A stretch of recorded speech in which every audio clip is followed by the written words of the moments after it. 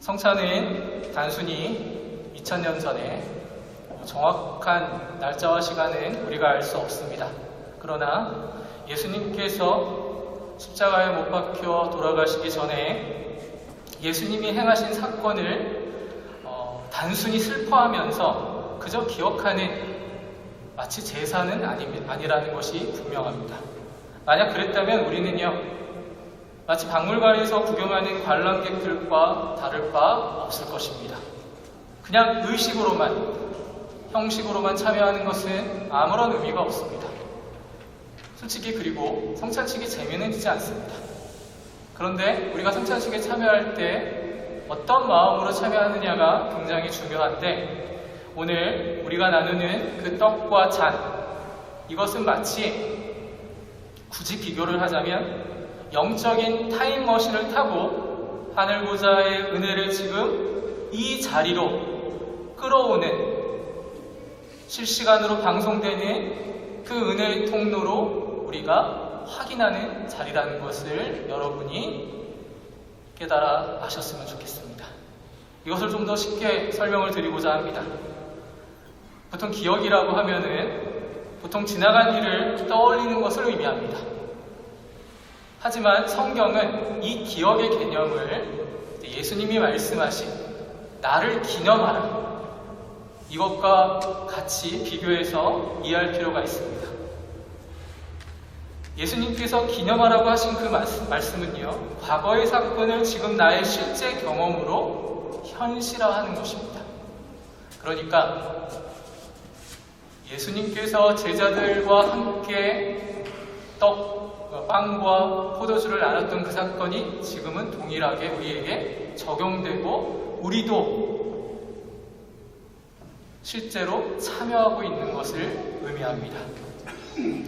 마치 돌아가신 부모님이나 우리의 믿음의 신앙의 선배들이 남기고 간 믿음의 유산을 보고 그분의 어떤 행동이나 행위로 말미암은 그러한 것들을 기념하는 것이 아니라, 단순한 추억거리로 지나가는 것이 아니라 실제로 내 삶을 지탱하게 만들어주는 영적 자원으로서 본인은 그렇게 생각하면서 그렇게 결단하면서 살아가는 것을 말합니다. 바로 이처럼 예수님의 십자가도, 그리고 우리에게 베푸신 그 사랑도 오늘 성찬을 통해 우리의 영혼에 실제로 영향을 주는 놀라운 하나님의 은혜의 시간임을 여러분이 실제적으로 참여하는 가운데 느끼셔야 한다는 것입니다. 성경은 분명히 선포합니다. 떡이 실제로 딱 예수님의 살로 변하지는 않습니다.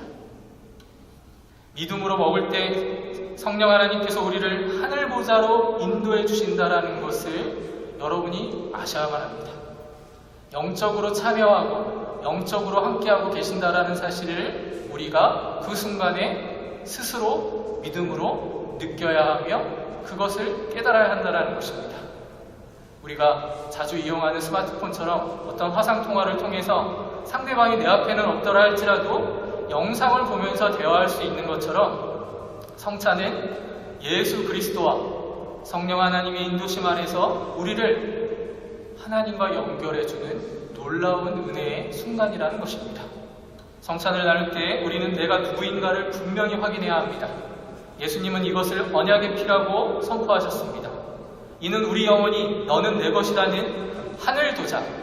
예수님이 실제로는 그러지 않으시지만 마치 도장을 찍어주는 것과 마찬가지로 우리 몸에 놀라우신 하나님의 인을 치고 계시는 것입니다. 세상에서 힘들고 흔들려도 그 하나님의 도장, 그리고 예수 그리스도의 피를 통해서 우리가 하나님의 자녀임을 확실하게 알게 되고 그 확신이 우리 삶을 다스리게 되는 것이죠. 근데 세례를 단순한 어떤 인문의식이나 형식으로 생각하는 사람들이 의외로 많습니다. 물론 저도 성찬에 참여하게 된 결정적인 계기는 남들이 다 빵과 포도주에 참여하는 것이 부러웠습니다. 공식적으로 술을 마실 수 있는 거구나. 공식적으로 저렇게 떡을 먹을 수 있는 거구나. 그러한 어린 마음으로 세례에 참여했던 생각이 드는데 여러분들은 그러시지 않을 거 아닙니까? 형식이 아니라는 것입니다. 세례는 예수님과 한 배를 타며 내 영적인 족보가 완전히 새로워지는 놀라운 사건이라는 것입니다. 이 세례의 체험을 통해서 우리는 그리스도와 함께 죽고 부활하는 신비적 연합을 이미 경험한 것입니다. 여러분은 지금 잘 모른다고 할지라도 하나님이 그것을 깨달아 알게 하시는 것입니다. 사랑하는 우리 베를린 선한목자교회 성도 여러분, 성찬과 세례는 우리의 신앙의 출발점이자 지속적인 성장의 현실입니다. 이 귀한 은혜를 날마다 새롭게 경험하며 예수님과 깊은 교제를 우리는 누려야만 하는 것이죠. 사도 바울이 로마서 6장 3절에 이렇게 묻습니다. 무릇 그리스도 예수와 합하여 세례를 받은 우리는 그 죽으심과 합하여 세례를 받은 줄을 알지 못하느냐. 우리는 그 세례의 의미를 통해서 예수 그리스도의 죽으심, 그리고 실제로 우리가 육체적으로 죽었다라는 사실을 깨달아 알아야만 하는 것입니다. 여기서 하파에라는 말은 헬라어 에이스라는 말인데 안으로 쑥 들어가는 것을 의미합니다. 예수님께서 요단강에 몸을 담그신 것은요, 우리 죄인과 함께 죽음의 자리에 들어가신다라고 하는, 우리 세상적으로는 의리 중요시하잖아요. 그 의리처럼 함께 죽으심을 보여준 사건입니다. 내가 너희와 함께 죽겠다. 예수님께서 선언하시는 것입니다. 그 선언 속에는 우리를 향한 하나님의 놀라우신 사랑과 헌신이 담겨져 있는 것입니다. 그래서 우리가 세례에 대한 의미를 다르게 이해할 필요가 있는데, 세례는 무엇인가? 세례는 우리가 예수님의 그 어떤 희생, 구원의 역사 안에 들어가는, 깊숙이 들어가는 영적 행위입니다. 이제 하나님께서는 우리를 죄인 아무개가 아니라 내 아들 예수와 함께 소중한 자로 바라보고 우리를 그렇게 여기시는 것을 의미합니다. 세례는 옛날 사람은 죽고 예수님과 함께 장례를 치르며 그분과 함께 부활하여 새 생명으로 거듭나는, 그야말로 우리가 다시금 변화되는 자리라는 것입니다. 골로새서 2장 10절 말씀에 우리에게 그래서 구체적으로 이렇게 말씀하십니다. 너희가 세례로 그리스도와 함께 장사되고 또 죽은 자들 가운데서 그를 일으키신 하나님의 역사를 믿음으로 말미암아 그 안에서 함께 일으키심을 받았느니라. 세례는요, 쉽게 말씀을 드리자면 포도나무와 그 가지처럼 어떤 나무에 접붙여져 수액을 받고 열매를 맺듯이 우리도 예수라는 그 생명 수액을 받는 것을 의미하고 있는 것입니다. 가지가 스스로 나는 야생이라고 하여도 생명수는 이미 흐르고 있는 것이죠. 예수님께서 우리에게 세례를 베푸신 이유, 세례를 허락하신 이유, 그리고 여러분이 진짜 세례를 받았다면 여러분은 이미 예수 그리스도의 생명이 흐르고 있는 것이라는 말입니다. 그래서 죄를 지을 때 마음이 불편해지고 거북해지고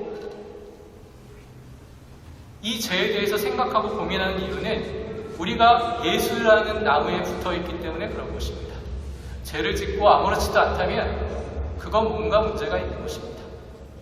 인간의 양심으로 해석할 수 없는 하나님이 우리에게 주신 그 죄를 깨닫는, 죄를 알게 하시는 하나님의 놀라운 사랑이 거기에 담겨져 있다는 것입니다. 그래서 세례는 우리를 예수님과 마치 동질화시키는 신성한 연합이라는 것을 거듭해서 우리는 깨달아 알아야만 하는 것이죠. 예수님이 죽은 권세를 깨뜨리고 일어나셨을 때 그분 혼자만 부활하신 게 아닙니다. 우리도 그분과 함께 일어났고 부활한 것입니다. 우리가 다다음 주면 이제 부활절을 지키게 됩니다. 근데 여러분, 1년에 한 번 우리에게 주어지는 부활절이 여러분에게 특별한 날이 아닙니다. 우리는 매 주일을 부활절로 여기고 그렇게 생각해야만 하는 것입니다. 그게 바로 부활하신 주님께서 우리에게 주신 선물입니다. 그런데 우리가 이 부활의 의미를 1년에 한 번 거룩한 형식으로 드리는 것으로 만약에 우리의 신앙생활을 대체하려고 한다면 그건 없어도 되는 날입니다. 바로 지금 이 순간이 주님께서 우리에게 허락하신 은혜의 시간이라는 것입니다. 이것이 부활의 참된 기쁨인 것입니다. 세상 사람들에게 죽음은 끝이지만 세례받은 우리에게는 부활로 가는 놀라운 은혜의 통로요 순간이라는 것입니다. 우리가 이미 주님과 운명 공동체가 되었기 때문에 주님이 사셨으니 우리도 살게 되었고 주님이 승리하셨기 때문에 우리가 승리하게 된 것입니다.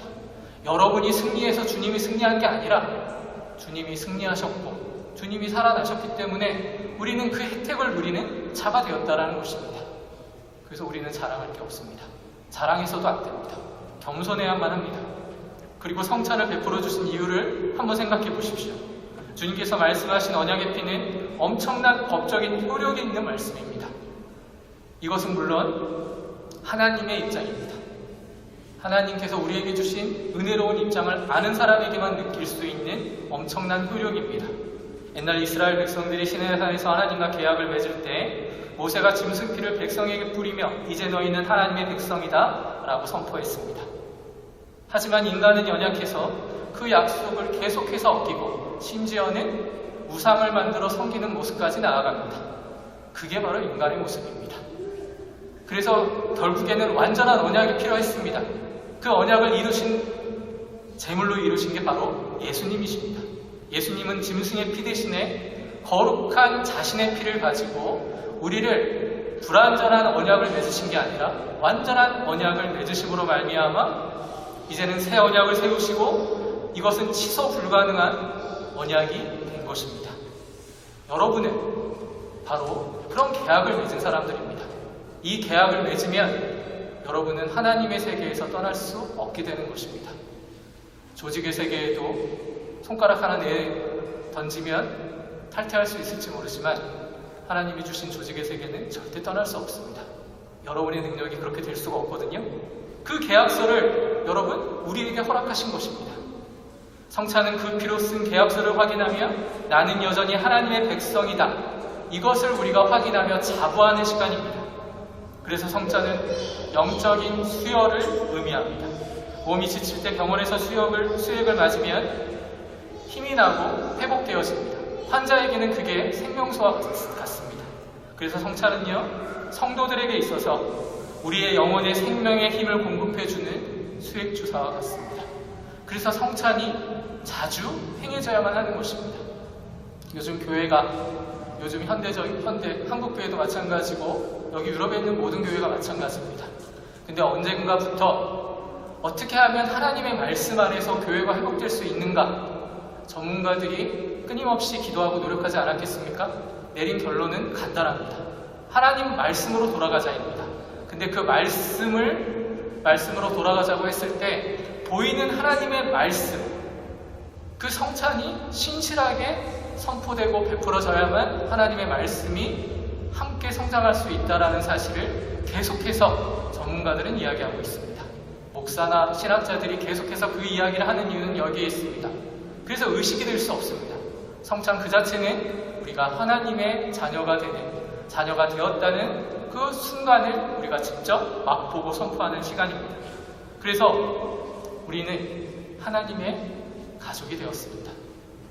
쉽게 얘기하자면 한솥밥을 먹는 가족이 된 것이죠. 성찬은 우리가 서로 다른 성격과 처지에도 하나님의 살과 피를 나눴음을 확인하는 계기입니다. 영적으로 우리는 피를 나눈 형제자매, 서로를 존중하고 사랑해야 되는 대상으로 바뀌게 된 것이죠. 물론 아직 가야 할 길이 멉니다. 다 내 맘 같지 않고 나와는 다르고 다른 생각을 하는 사람들이 어찌 같겠습니까? 그러나 중요한 건 하나님이 우리를 그런 가족으로 삼아주셨다는 것입니다. 그래서 우리 믿음의 공동체 베를린 선한목자교회는 하나님의 진정한 사랑과 연합의 몸이 되었다는 것을 기억해 주시기 바랍니다. 주님의 소정한 지체가 되었다는 것을 잊지 마시기 바랍니다. 말씀을 정리하겠습니다. 오늘 성찬식을 베푼다고 해서 말씀을 짧게 끝내는 거 아닙니다. 세례는 우리를 예수님의 죽음과 부활에 신비롭게 합하여 그분의 운명 공동체가 되었다라는 새 생명으로 태어나는 영적 경험이라고 말씀드렸습니다. 그래서 하나님께서는 더 이상 우리를 죄인으로 보지 않으십니다. 예수님과 함께 있는 소중한 자녀로 보십니다. 그러니까 여러분, 죄 짓고 나면 빨리 회개해야 합니다. 죄인으로 계속 우리를 하나님이 바라보시지 않기 때문에 그 죄인에서 우리가 벗어나야 한다는 것입니다. 이게 우리가 가지는 정체성입니다. 이게 바로 우리에게 허락하신 삶입니다. 예수님의 생명과 능력으로 계속 공급받는 접붙임받은 가지로서 살아가는 것을 기쁨으로 여기십시오. 이것이 성도의 근본적인 정체성이요, 삶의 변화가 시작되는 계기가 되는 것이죠. 성찬식은 단순히 기념이 아닙니다. 예수님과 한 몸이 되는 영적인 수혈이요, 새 언약의 법적 효력을 직접 확인하는 시간이 되는 것입니다. 그래서 여러분, 교회에 와서 성찬식에 참여할 때 하나님의 교회로 등록받은 사람만이 참여할 수 있게 되는 것입니다. 그냥 베를린 선한목자교회 성도들이 되었다고 해서 성찬에 참여하는 것이 아니라 하나님 나라 백성이 되었기에 우리가 그 성찬에 참여할 수 있게 되었다는 것을 여러분이 그 순간에 확인해 주시기를 바랍니다. 그래서 성찬은 굉장히 중요합니다. 우리의 능력은 세상의 힘이나 명예가 아니라 하나님의 뜻에 순종하며 성령의 인도하심을 따라가는 그 능력 안에서 보여지는 게 되는 것입니다. 기도는 그저 원하는 것을 받기 위한 수단도 아니고 하나님과 깊게 교제하는 하나님의 은혜의 수단이요, 그분의 뜻을 분별하고 순종하는 영적인 대화라는 거 여러분 아실 겁니다. 성찬에 참여하는 순간 우리가 기도하듯이 끊임없이 그분께 간구하십시오. 가만히 앉아서 성찬을 기다리는 것이 아니라 지금 내가 하나님 안에 있다는 것을 여러분이 믿음으로 확인해 주시기를 바랍니다. 그래서 우리는 성찬을 행하는 것입니다. 하나님의 은혜 안에서 오늘 말씀이 끝나고 성찬에 참여할 때 이러한 놀라운 사랑과 은총을 깨닫는 여러분이 되시기를 주님의 이름으로 축원합니다. 기도하겠습니다.